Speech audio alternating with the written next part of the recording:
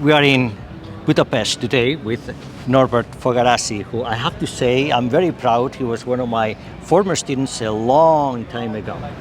He is a mathematician, a finance practitioner, and an accomplished chess player.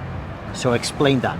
Moved to Tokyo, Japan, and then 6 years in London. And now for 15 years I've been working in the Budapest office, and I was involved in building that up from the very beginning. And now we have close to 3,000 people. 3,000 people, wow. And as you mentioned, Luis, I'm also an avid chess player. So growing up in Hungary, chess is a big sport, I guess you could say. We were Olympic champions back in the 70s, and we were always in the top 5 countries in the world.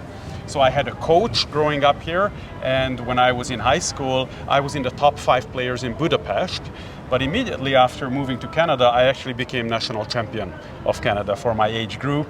And then throughout university, when I went to University of Toronto, I played throughout America in competitions, and I took chess very seriously. But of course, then I had to decide between a career or playing chess. So I chose the financial career, which I really enjoy at the moment. Do you see any similarities between playing chess and playing in the corporate world? Absolutely. I think chess taught me a lot of very useful skills. Things like decision making under time pressure, trying to figure out what the opponent is doing, trying to make strategies and long-term plans.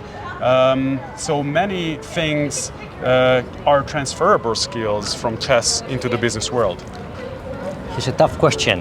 What would be a queen gambit be in a professional situation?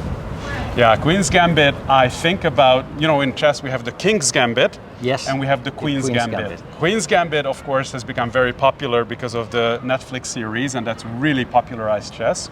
And we usually associate Queen's Gambit with females, right, with queens. And the Queen's Gambit in the chess world is certainly Judith Polgar, who was the best female chess player of all time. For like 25 years, she had by far the highest rating anywhere in the world. And she actually was in the top 10 amongst the men.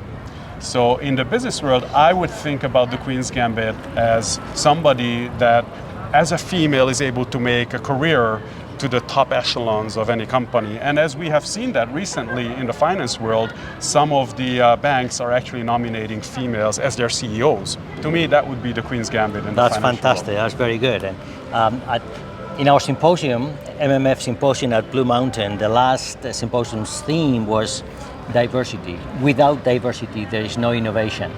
So I guess from what you're saying, the Queen's Gambit, it's key to innovation going forward. And the most challenging part we see is recruiting female talent into technology, right?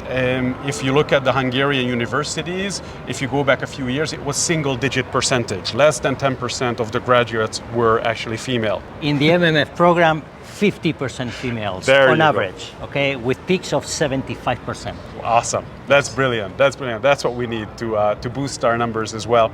But actually, diversity is more than just the gender balance, right? Diversity, to me, is about the different thoughts that can enter the boardrooms, that can enter the project, whether that's female or Correct. male, or ethnic diversity, or geography, age, cultural background, all those things matter. Absolutely. Right? And that's what creates innovation, as you said, because when you have all the same sort of people thinking about the problem, you're going to get a very predictable answer. If you throw in other people into the mix with different backgrounds, that's how you get real innovation.